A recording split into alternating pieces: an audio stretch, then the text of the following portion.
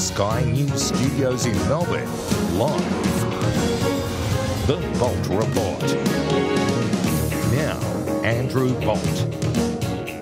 But first, Islamic extremists in Australia. You know, first we were told there were too few to worry about. Now we're told there are too many to stop. You've got to ask, what kind of bungling have we had from our leaders that last Friday we had the 5th terrorist attack here by, and get this, a Muslim refugee. The 5th. A refugee we saved from Somalia this time rewarded us for that kindness by trying to blow up his car with gas bottles in Melbourne's busy Bourke Street before stabbing 3 people, stopping only when police shot him dead. That was not before he'd murdered a beloved restaurateur, Pellegrini co-owner Sisto Malaspina. How have we got to the point where this not only happens, but where police and politicians then tell us there's not much more they can do to save us from being stabbed, shot or blown up by Muslim extremists? We've just let in too many, you see, on top of the ones we breed ourselves. Police and ASIO are swamped. There are 400 people under investigation. There are 230 people with whom passports have been cancelled, and not all of them can be under observation. There's now too many to stop. And that's why, in this case, even though ASIO knew that this Bourke Street terrorist, Hassan Khalif Shia Ali, they knew he was a known extremist, they knew he should be on their watch list, and they monitored him, even though he'd publicly described himself as a wannabe Islamic State fighter when he liked the Facebook page of Australian terrorist Khalid Sharoof. ASIO simply had too many other dangerous Islamists here to monitor. 400 of them. Too many to check properly on this one. And so politicians say, police too. Oh, nothing more they can do to save us. And funnily enough, that's exactly what our Muslim leaders say as well. Here's Sheikh Mustafa of the Australian National Imams Council.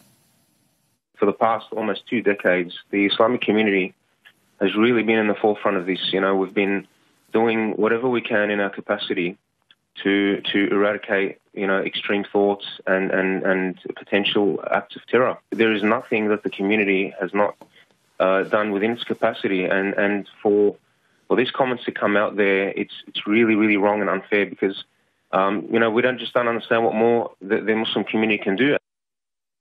So I guess that means Islamic radicalism is now just part of Australia's new way of life, like meat pies. And your safety has just become a question of odds. For every 3 planned terrorist attacks, our national security agencies can stop just 2. And those odds are why Scott Morrison today said he wouldn't call Friday's attack a national security failure at all. The reason I don't is because we've had 14 thwarted attacks. We've had 7 attacks of this nature. And as we've always said, you can't guarantee in all cases.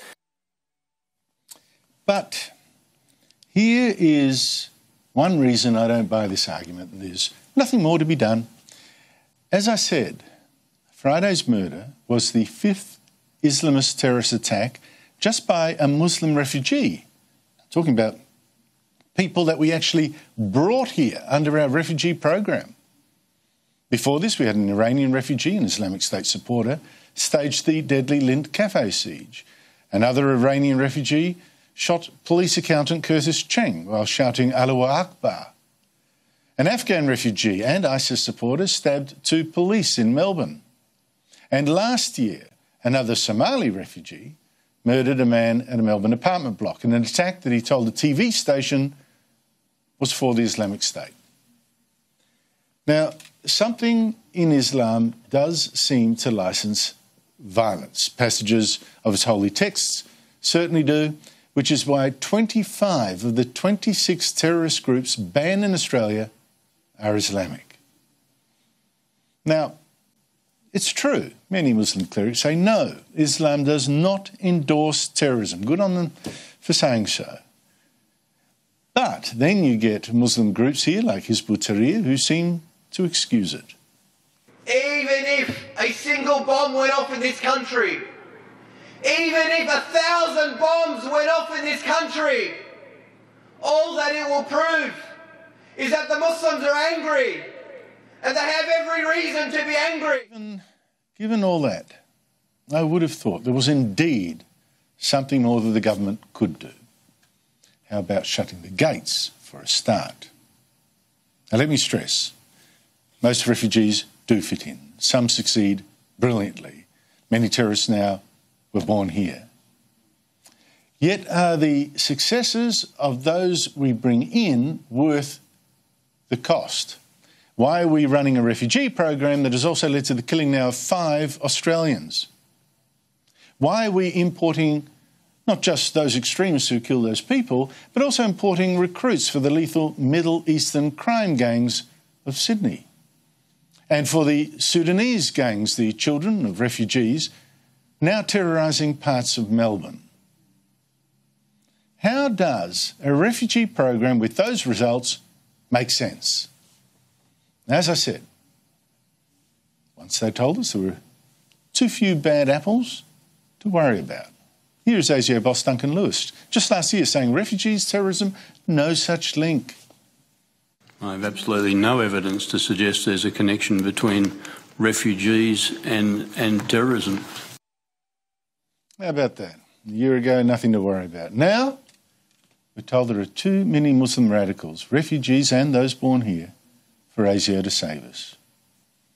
Wouldn't you love some straight talk, just for once?